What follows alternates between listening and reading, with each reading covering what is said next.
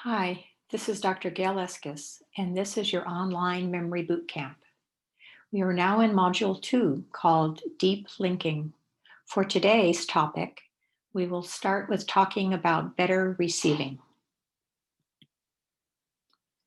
Just to put this in context, Module 2, Deep Linking, is the second of 3 modules, and we will be having our second interaction Zoom discussion on October 19, 2020 at 11 a.m. Here's the plan for today's topic. We'll start with a review of Module 1, then go into more detail about what is receiving, how to enhance it, and we'll end with a bit about a powerhouse technique, mental imagery. So starting with different memories, we have 3 different types. Can you recall them?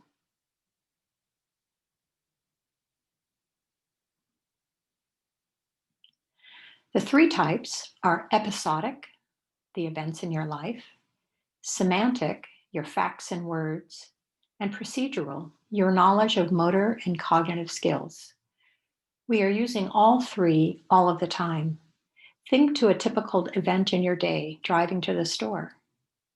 While you are driving down the road, you are using your procedural memory to steer the wheel to keep the car on the right side of the street. And you are using your foot to brake and to accelerate with your procedural memory. These things all happen automatically. When you stop at a traffic light, you are using your semantic memory to know what a traffic light means and what it tells you to do. You may also be using your semantic memory to read and understand the signs on the road. And you are using your episodic memory to remind you of where you are going. These 3 memories normally operate together, but they are different systems with different ways of storing information and different vulnerabilities to aging, as we've discussed. Okay, as we've highlighted, we are focusing mostly on episodic memory, your mental diary, your day-to-day events, since it is the most vulnerable to aging. What are the 3 steps to a good memory? Take a second to recall them.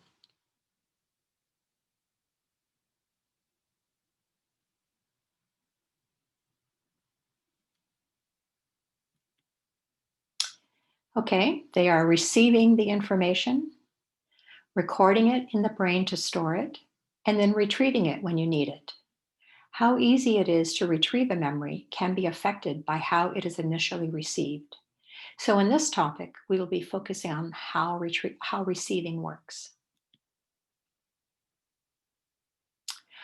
Our daily or episodic memories first start with an aware or awake brain that is receiving sensory information, and that information then becomes the focus of our attention. Think of attention as a spotlight that gives priority to an event or a piece of information in order to allow you to focus on it for further investigation and to ignore other things. Like a lighthouse, we can move and focus our spotlight of attention on something that fits with our goal of the moment. Whatever is in our spotlight can be then perceived and interpreted as we need it. Now, by interpreted, I mean we are basically taking the fragments of the sensations and the events and turning it into a story. The richness of the story, the details, the meaningfulness, how well it makes sense, any emotions that it generates, all contribute to the depth of processing and how easy it is to recall later. I am using story loosely here to describe information that gets connected together as a network in the brain. So depending upon how hard you work on it, your story can just be a few loosely connected fragments, perhaps just a couple of impressions that might disappear from memory altogether. Or, with more effort, your story could become very richly detailed, well connected, and personally relevant, and easier to remember later. Remember the list that you learned while you were answering questions about the words. Does it have an E? What does it sound like? Does it fit in the sentence?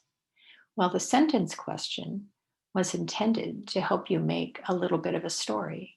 And that's why that one's usually remembered more easily. So, how do we enhance the receiving process? The first step to making a rich story is the intention to learn. Deciding to remember turns the spotlight of attention on the information. Creating a story to remember involves making strong connections, and we can do this by elaboration, association, and organization. By elaboration, I mean thinking about and making sense of the information. Is it relevant? Does it make sense to you? Association refers to connecting the elements to other information that you already know. Can you relate it?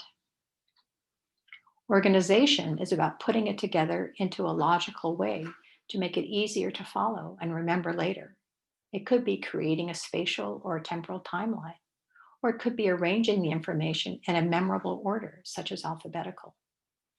The more you work this way with the information, the more memorable later.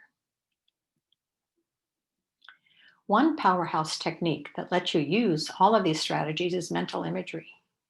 Now, by mental imagery, I mean creating a picture in your head or your mind's eye, or visualizing it. Other senses could be involved as well. What's really interesting is that when you visualize something, you actually activate similar areas in your brain as if you were really looking at it. So you can use imagery as a way to create or reinforce the memory networks in the brain. In fact, skilled athletes use imagery as another way to practice their physical skills or routines. And you know now that each time a network is activated, it makes it stronger. So mental imagery can be a powerful tool to create a memory or to reinforce it. Mental images can be shaped to use these different strategies. So, for example, you can create elaborate images. Consider this cat outline or this colorful kitty. This simple elaboration of the cat gives you more details, and perhaps it even generates an association. Did you ever know a cat like this? Or like this? Do any of these generate any humor? Why? The more humor, the better. You can even generate more unique images, like this pizza eating cat, or use bizarre imagery to link two items together, like this cat eating a car.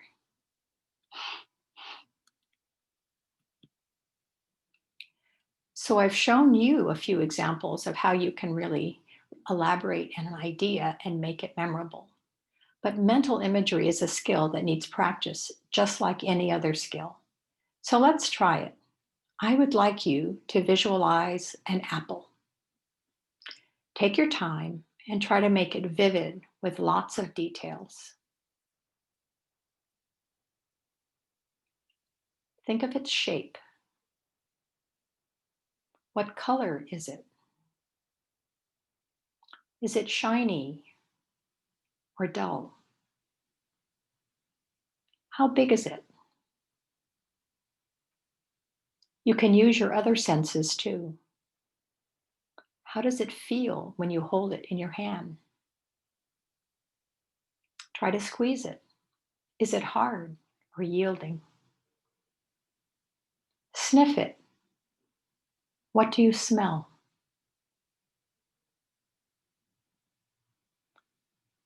Now associate it with another item. What springs to mind? A worm? A fruit basket? A pie?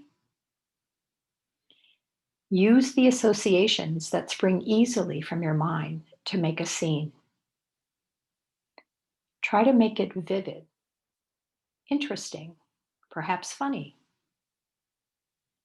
The more meaningful, the more unique, the more it makes you feel an emotion, the more memorable. Everyone's apple will be unique to them and hopefully made up of memorable details. So here's an example. I'm sure as yours didn't look like this. So we'll use this technique, mental imagery, in the next topic video. Okay, we're at the end now. So let's summarize some of the information that I've just talked about. First, from Module 1, we went over the 3 types of memories and the 3 steps to a good memory. Then we discussed more about receiving and how this works to make a good memory. The critical elements are bringing the spotlight of attention to the information you want to remember in order to interpret it, elaborate it, and to create a rich story. And the keys to creating a memorable story are using that elaboration, associating it with something else, and organizing it in a logical way. And then we discussed how you can use mental imagery to do all these strategies. So what's next? You will be putting mental imagery to work using an age-old technique that we call using your memory path.